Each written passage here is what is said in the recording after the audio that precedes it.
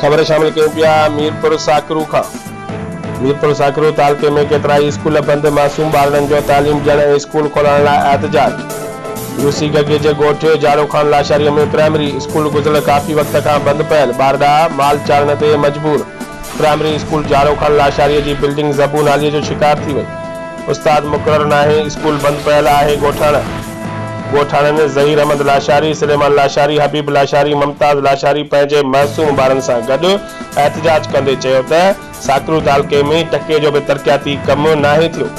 असांजो स्कूल गुज़िरियल काफ़ी वक़्त खां बंदि पियल आहे। स्कूल जी बिल्डिंग पिणु ज़बून हाल थी पट थी रही आहे। उन्हनि चयो त असांजा मासूम ॿार स्कूल बंदि हुअण करे माल चाढ़ण ते मजबूर आहिनि। उन्हनि चयो त काफ़ी भेरा तक जे चूंडियल नुमाइंदनि खे चयो आहे, पर केरु बि ॿुधण लाइ तयारु नाहे। उन्हनि मुतालबो कयो त फौरी तौर ते स्कूल खोले असांजे ॿारनि खे तालीम ॾिनी वञे। रिपोर्ट करे रहियो आहे परवेज़ अयाज़ अली गबोल, बे न्यूज़ मीरपुर साकिन।